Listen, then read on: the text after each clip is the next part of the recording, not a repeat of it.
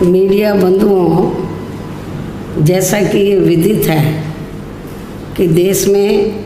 लोकसभा चुनाव होने का समय अब बहुत नज़दीक आ गया है, जिसके चलते सत्ताधारी गठबंधन व विपक्षी गठबंधन की अर्थात एनडीए व परिवर्तित किए गए यूपीए की बैठकों का भी काफ़ी दौर चल रहा है। हालांकि इस मामले में हमारी पार्टी भी कोई पीछे नहीं है, बल्कि इन चुनावों की तैयारी को लेकर पिछले कुछ समय से पूरे देश में पार्टी की छोटी छोटी बैठकें व बंद जगह पर कैडर कैंप आदि लेने का भी कार्य काफ़ी युद्ध स्तर पर चल रहा है। और इतना ही नहीं, बल्कि अब एक तरफ सत्ता पक्ष का एनडीए अपनी फिर से पूर्ण बहुमत की सरकार बनाने के लिए अपनी दलीलें दे रहा है, तो वहीं दूसरी तरफ विपक्षी गठबंधन यहाँ सत्ताधारी एनडीए गठबंधन को इस बार चुनाव में मात देने के लिए उनकी नीतियों व कार्यशैली आदि का काफ़ी विरोध कर रहा है, जिसमें बीएसपी भी कोई पीछे नहीं है। जबकि सत्ताधारी पार्टी व विपक्षी पार्टियों के बने गठबंधन के बारे में सच्चाई तो ये है कि यहाँ वर्तमान में विपक्षी गठबंधन के प्रमुख दल कांग्रेस पार्टी ने आज़ादी के बाद शुरू में केंद्र व अधिकांश राज्यों में भी अपने लंबे अरसे तक रहे शासनकाल के दौरान अपनी हीन व जातिवादी एवं पूंजीवादी मानसिकता को त्याग कर यदि देश व आम जनहित में तथा कमज़ोर वर्गों के हितों में भी पूरी ईमानदारी से कार्य किया होता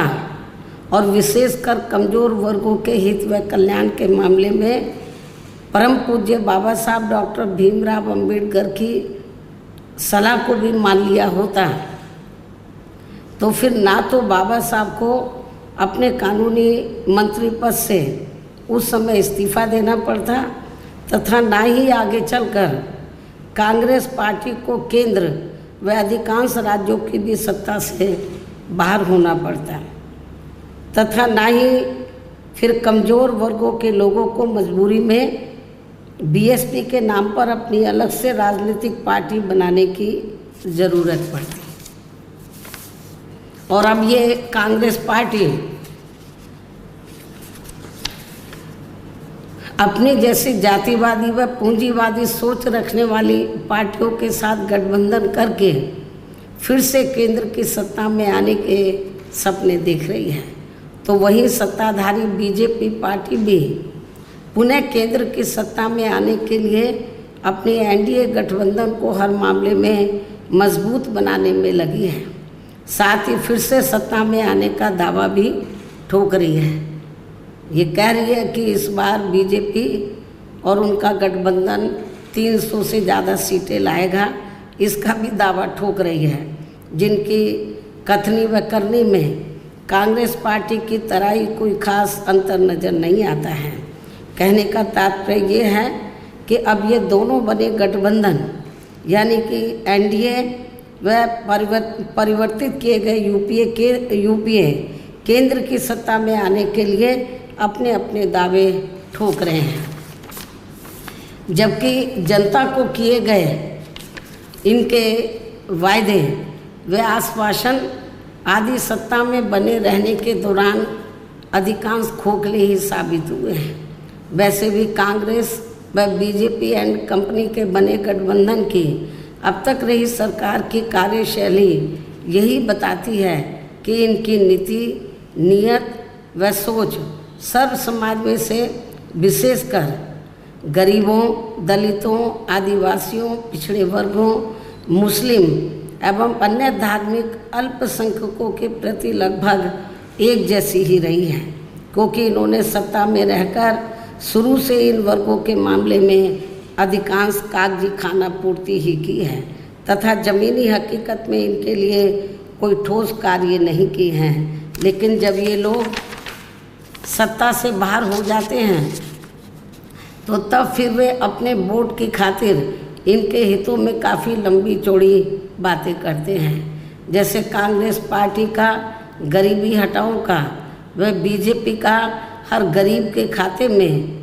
20 लाख रुपए पहुंचाने को लेकर कही गई ये बातें सत्ता में आने के बाद केवल हवाई व खोखली ही साबित होकर रह गई हैं, जिसकी खास वजह से ही बीएसपी ने सत्ताधारी गठबंधन व विपक्षी गठबंधन से ज़्यादातर अपनी दूरी ही बना के रखी है। ऐसी स्थिति में अब इन वर्गों के लोगों को यानी कि कमज़ोर वर्गों के लोगों को आपसी भाईचारे के आधार पर वे अपना अकेले ही मजबूत गठबंधन बना के या हर मामले में अपनी एकमात्र हितैषी रही पार्टी बीएसपी को ही मजबूती देनी है तथा जिससे फिर यहाँ कोई भी गठबंधन केंद्र व राज्यों की भी सत्ता में पूरी मजबूती के साथ आसीन ना हो सके तथा इसके स्थान पर फिर इनकी मजबूत नहीं बल्कि मजबूर सरकार ही बनेगी। हमारी पार्टी का ये पूरा प्रयास होना चाहिए ताकि बीएसपी के सत्ता में ना आने की स्थिति में भी इन कमज़ोर वर्गों का यानी कि दबे कुचले लोगों का ये लोग ज़्यादा शोषण ना कर सके। इतना ही नहीं बल्कि ऐसी स्थिति में बीएसपी को भी सत्ता में आसीन होने का मौका मिल सकता है। और जब तक हम लोग अकेले अपने बलबूते पर खड़े नहीं हो पाते हैं, इसलिए इन सब बातों को ध्यान में रखकर अब बीएसपी को लोकसभा चुनाव में व इससे पहले राजस्थान, मध्य प्रदेश, छत्तीसगढ़ व तेलंगाना आदि राज्यों में होने वाले विधानसभा चुनाव में भी अकेले ही चुनाव लड़कर अपनी पार्टी का बेहतर रिजल्ट लाना होगा। लेकिन बीएसपी पंजाब, हरियाणा आदि इन राज्यों में वहाँ की रीजनल पार्टियों के साथ मिलकर जरूर चुनाव लड़ सकती है, बशर्ते अब वर्तमान में उनका एनडीए व परिवर्तित किए गए यूपीए से भी कोई संबंध नहीं होना चाहिए। इसके साथ ही पार्टी के लोगों को हर स्तर पर सत्ताधारी गठबंधन व विपक्षी गठबंधन के सभी साम दाम दंड भेद आदि हथकंडों से भी जरूर सावधान रहना है। इसके अलावा यहाँ मैं ये भी कहना चाहूँगी कि देश में लगातार बढ़ रही कमर तोड़ महंगाई, अति गरीबी व बेरोजगारी आदि की इन गंभीर समस्याओं के प्रति केंद्र के उत्तरदायित्व को लेकर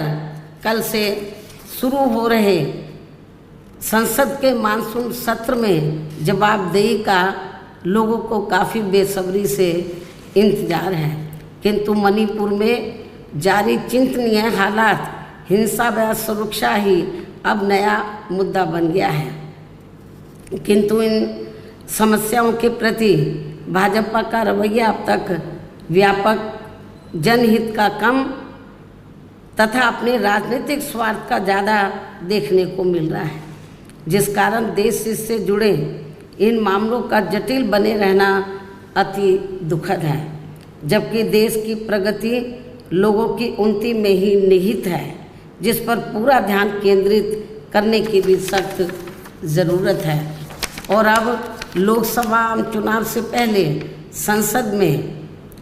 सरकार व विपक्ष का रवैया तकरार, आरोप प्रत्यारोप व जिम्मेदारी